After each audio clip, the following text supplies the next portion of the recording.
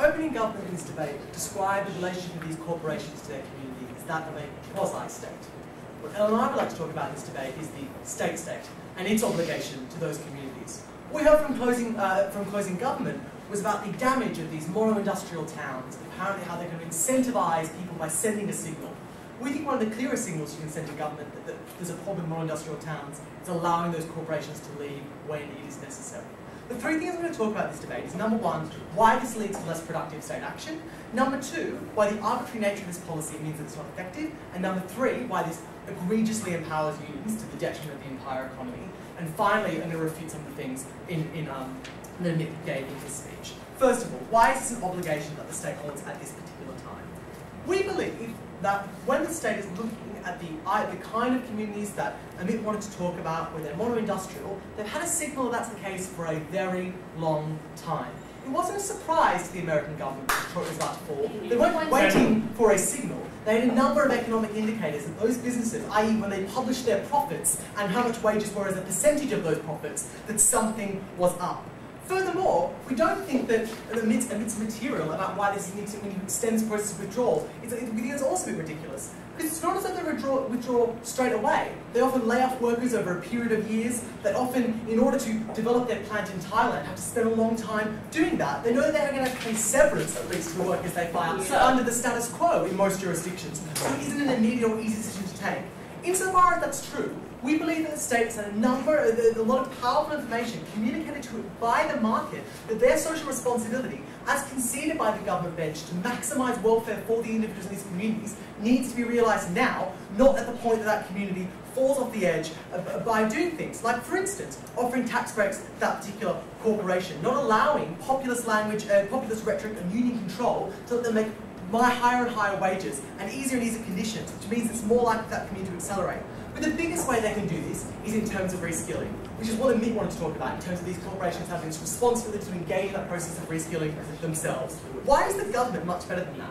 Because it's not as though that corporation is ever going to productively engage in a process of reskilling them away from that industry or from creating competition. And they conceded that, which is why it's the state's obligation in this instance to create a heterogeneous economy in that local area by moving in early to reskill those particular individuals. Because they're the ones with the incentive for the future, for the long term of that community. That's why they're doing it the most productively. Yes? The state also has an incentive and an obligation to clean up the environment, but shouldn't people who also cause environmental damage contribute to that? I'm going to talk to you later why this is a specious analogy between land being polluted and individuals having to find a new job. We think those are different kinds of harms and externalities imposed by cost. And the land can sign an employment contract with that corporation in the first place and take a wage from it. We think that's ridiculous. So, why do we think that, moving back to this case, that Mitt's response to our point information was insufficient? What he said is there's always a cost to government because these people aren't paying tax. But they're also not taking from the state under this instance. They're not taking welfare from that state, which is the most powerful way in which they have to do that. But also, in the exact rhetoric of opening government, where they try to analogize the role of corporations in these communities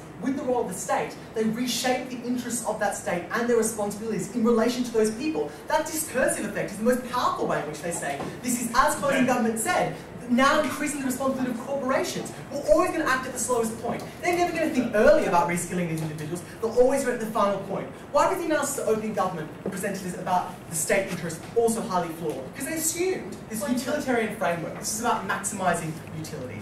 But they assumed that there was always a fixed calculus, that it could never be maximising utility for the entire society. Opening government presented some arguments about workers in the third world and keeping the business alive, which is good. But we believe ideologically on a macro level, the advantage of having a system where we allow people to shut down inefficient businesses is the kind of change concerned in terms of capital changes in that economy. So the shift to that economy, as in first world economies, becoming more specialised. German auto workers no longer build cars, but now they sell them. We think that's an incredibly powerful way in which they maximise human happiness. Why is this also an arbitrary, let's move on to the second part of my extension, an arbitrary way that they concede state power in this debate?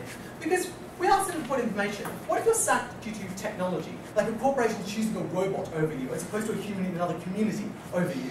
And it was unclear why, if that was the case, that could lead to like a whole community or a significant part of that plant being made unemployed because of technological changes. That was functionally different. We didn't think you should see different rights and responsibilities from corporations in the state just because you were made redundant for a particular reason. Opening. We told you that dominant companies are able to extract special treatment via the threat of leaving. Why do you think politicians are going to proactively act in a short-term way which damages their entire political career? they're able to extract particular benefits. We think that often one of the reasons these communities fail is that politicians are not moving proactively to engage these communities and continue them. And that's going to, we think that the fact that they're now being kept in these communities is incredibly damaging, which brings me to the next thing as well about why we think this is damaging for the workforce itself. So we think that what they do at this particular point is just incentivize earlier forms of redundancy. If you predict in the medium term that you're going to offshore, you remove workers' contracts slowly from that business, so the liability at the point that you offshore is much less by cutting down on that workforce. That's incredibly damaging. We also think that in terms of searching at the point there is a crisis for things like private equity funding, I think that's going to be much difficult when you're now imposing a massive liability on businesses that at this point are struggling. We think that's incredibly damaging. But also, just basic economic theory says that it's damaging to, in such an extravagant way, increase the cost of hiring, because that means less people are employed in the first place. Let's move on finally to unions and why this empowers them. The assumption, opening government said these people are too poor. The closing government said they were too vulnerable. We said they have someone on their side that's incredibly powerful, and that's unions. And we think unions on this are going to be able to extract more and more long-term people staying in these communities where it's not economically functional, demanding more and more concessions when that wouldn't be in the interest of that business. Because you now put on the other side of the column a massive cost of moving out of that community or removing those conditions. Why is that particularly bad? Because we think unions at the moment, not only are these people powerful, they have massive PR power because these moves are so politically unpopular because of the interest of the state that Amit flagged in his speech to never let this happen. We believe that that's exactly the same thing, but now you're giving unions this power, but not forcing them to make those arguments in public, to deliberate on the need for these communities to stay there. Why do we think that this was different to things like environmental regulation? Well, first of all, as I said, they're not in a contractual relationship with the environment. Second of all, the environment is never renewable, whereas your career is. Third of all, we think there is analogous in this case when we look at things like regulation. In much the same way we're not allowing these employers to abuse these employees when they are employing them at that time, we impose the same environmental obligations. What if we brought you an extension? A narrative of why the state, rather than corporations, actually is the actor here, and the best actor principally and practically. Why this is an arbitrary move, and one that will empower unions to the damage of the entire economy, we're very proud to oppose.